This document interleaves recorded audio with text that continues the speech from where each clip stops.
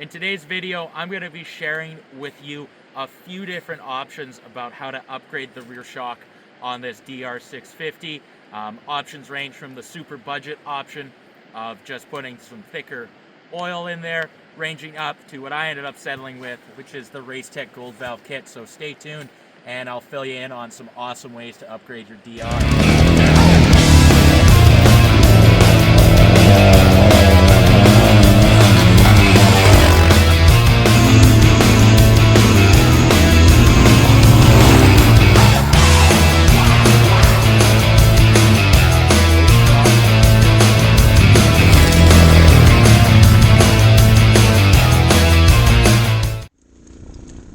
Contrary to popular belief, the stock shock on the DR650 isn't actually all that bad.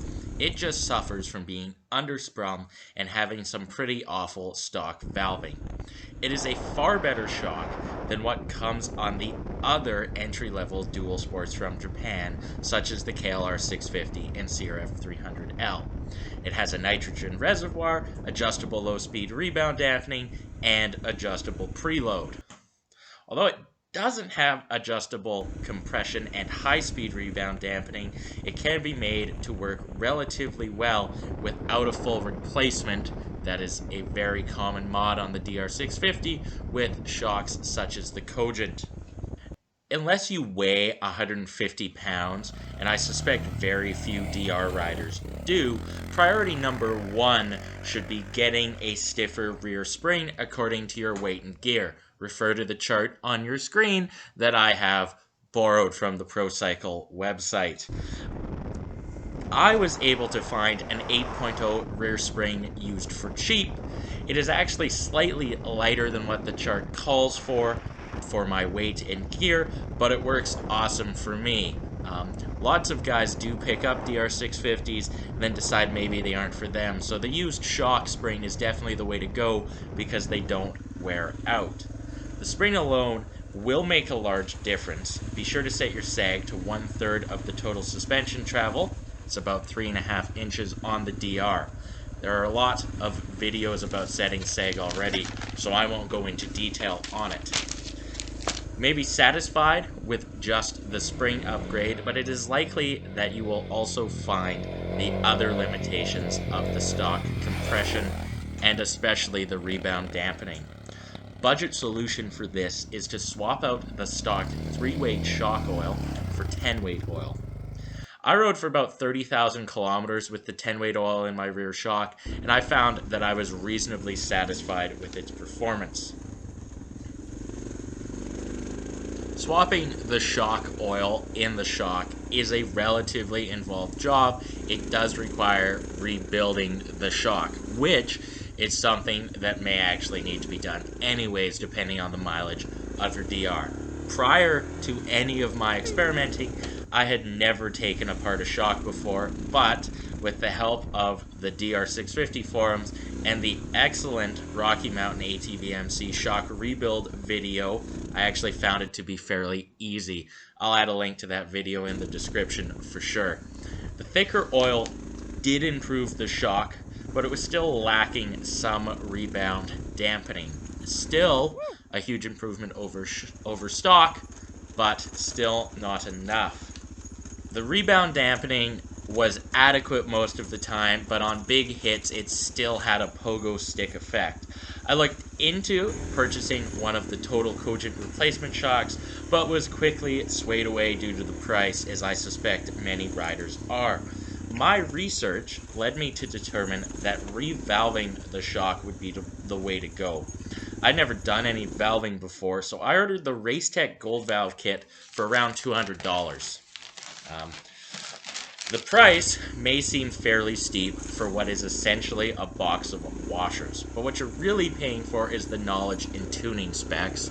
I will also mention that the $200 kit is also going to be a lot cheaper than if you were to send your shock out to a specialist. So, with the Racetech kit, the site has a tool where you input your weight and riding style, and it then puts out a shim stack tailored to you. The very few reviews I found for the Gold Valve kit on the DR650 did mention that they found the recommended settings to be too stiff. I would agree with that determination. They are quite stiff. I enjoy it, but most riders would probably be better off pretending to add a few pounds to their weight when they input their info. I have also found that Racetech is very responsive to emails and customer service, so you could also email them and just let them know what you're after.